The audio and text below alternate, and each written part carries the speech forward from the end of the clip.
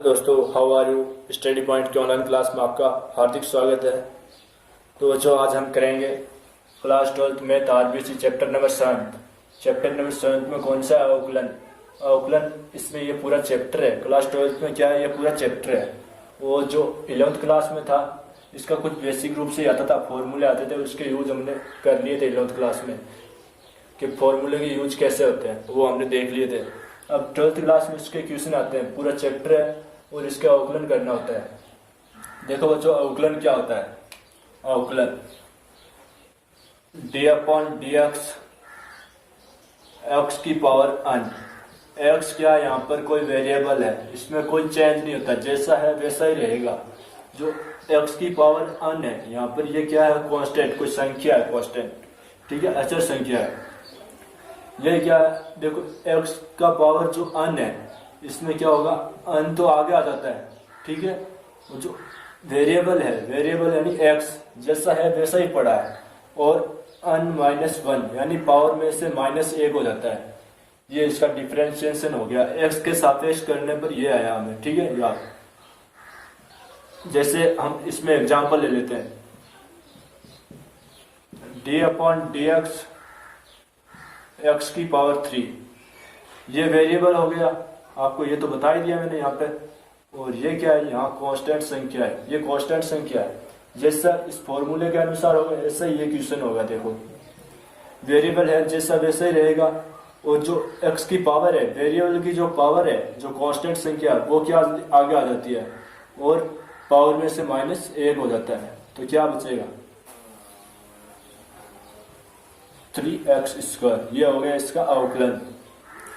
इसी फॉर्मूले के अनुसार हम दूसरे लेते हैं। देखो, d upon d x under root x लिया हमने, ठीक है। इसमें अंडरूट एक्स लिया तो क्या होगा इसमें? देखो, इसका हम सीधे करें तो हमें याद ही रखना पड़ता है ये, ठीक है। ये होता है, हमें याद ही रखना 1/2 अंडरूट एक्स, ठीक है। ये होता है इसे। अगर इसको हम प्रूफ करेंगे तो कैसे करेंगे? देखो बच्चों, डी अपॉन डी एक्स की पावर अंडरूट को हटाए तो 1/2 आ गई, ठीक है। 1/2 आ गई। अब इसको हम प्रूफ करना है हमें। इसी फॉर्मूले के अनुसार होगा बच्चों ये प्रूफ, इसी फॉर्मूले के अनुसार होगा, देखते रहना बच्चों, ठीक है। अब देखो, जो एक्स की पावर है 1/2 है, ठीक है, जैसा है वैसे ही पड़ा है। और 1/2 वेरिएबल जैसा है वैसे ही पड़ा है, और 1/2 आगे आ गई है, और इसी में से -1 हो गया। तो आगे देखो, 1/2 जैसा x है, ठीक है। अब देखो यहाँ पे ये क्या होगा? 1/2 -1, यहाँ पे लोगोतम लेंगे, एलसीएम लेंगे तो क्या होगा? देखो, x की पावर माइनस का 1/2 बचा है, इसको प्लस बनाएंगे तो क्या हो जाएगा? 1/2 x की पावर 1/2 हो गया। ये नीचे आ गया है, प्लस बनाया तो। इसी प्रूफ देखना हमें। देखो, जो अंडरूट एक्स, जो x की पावर 1/2 है, इसको ऐसे भी लिख सकते हैं, अंडरूट एक्स, ठीक है। यही तो मैंने प्रूफ करवाया था यहाँ पे, ये यहाँ पे बड़ा प्रूफ कर दिया मैंने, ठीक है। अब यहाँ पे देखना डी अपॉन डी एक्स, ठीक है, इसे देखना है। और log x, ये log x है। ये हमें एडजस्ट ध्यान रखना है कि ये log x क्या होता है? इसका अवकलन 1/x ही होता है। ये तो हमें याद ही रखना है, मन के अंदर थाम ही लेना, यही होता है, ठीक है। डी अपॉन डी एक्स ए की पावर एक्स क्या होता है? ए की पावर एक्स ही होता है। जो ये हमें याद ही रखना है, ये फॉर्मूला, ठीक है। ये फॉर्मूले आएंगे तब आगे क्वेश्चन कर पाएंगे। ये बहुत काम आने वाले हैं, ठीक है ना, आगे फॉर्मूले इसमें।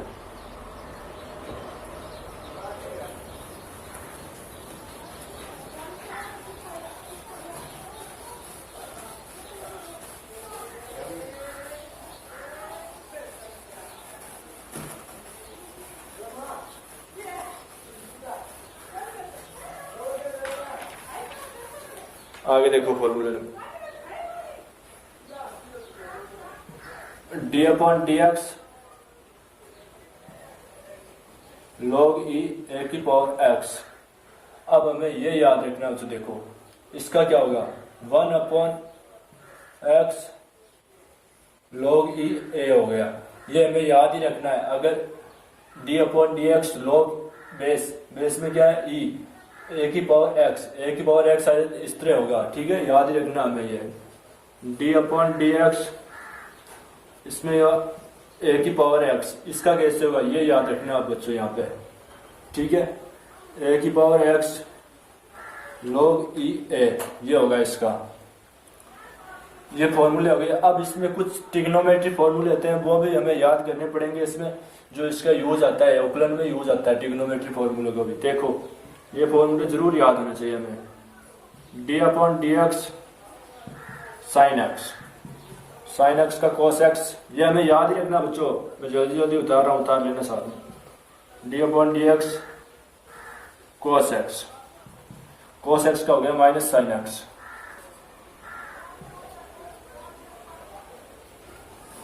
D upon d x tan x का हो गया sec square x. D upon d x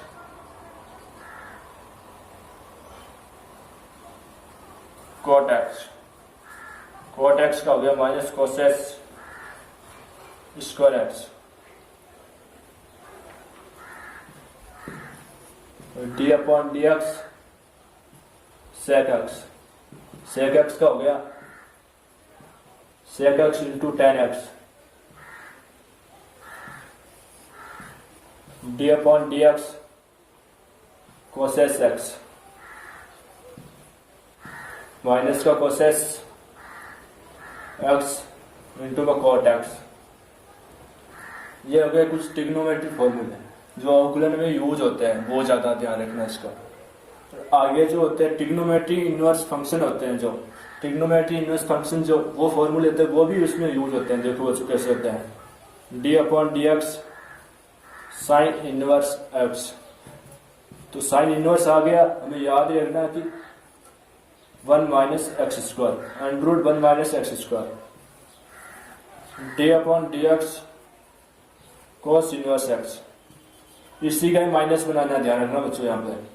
sine inverse का याद कर लिया, बाद में कॉस इनवर्स का याद रखने का जो जरूरी नहीं है, इसमें हमें देखना कॉस इनवर्स आते है इसमें माइनस लगा दो, साइन वाला है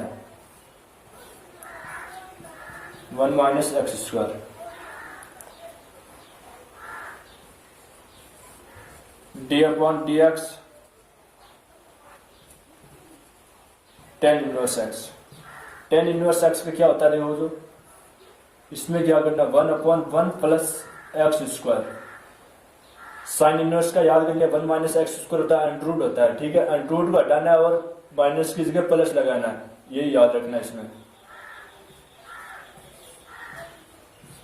D upon d x tan inverse का याद करना पड़ेगा एक फॉर्मूला, उसके बाद कोट इनवर्स का अपने आप याद हो जाएगा, इसमें माइनस ही लगाना है 1 प्लस एक्स स्क्वायर। बच्चों ये फॉर्मूला आने चाहिए आपको।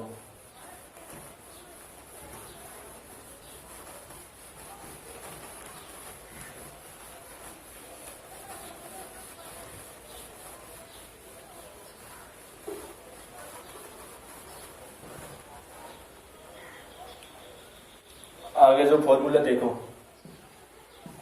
D upon d x sec inverse x. Sec inverse x क्या होता है 1 upon x under root x square minus 1, ये याद रखना है। और कोस इनवर्स का इसका ही माइनस लगा दो, d upon d x cos inverse x, ठीक है, इसका ही माइनस लगा दो बच्चों, x under root x square minus 1, ये हो गया, ठीक है। ये हो गए कुछ इनवर्स फंक्शन जो ट्रिग्नोमेट्री फॉर्मूले है, वो हो गया इसमें जो अवकलन में यूज होते हैं बच्चों, इनका यूज हो जाता है, ठीक है ना। हमें ये याद ही करने पड़ेंगे, इसके बगैर क्वेश्चन नहीं होने वाले हैं। अगर ये कंटेस्ट याद हो गए तभी क्वेश्चन कर पाएंगे आगे।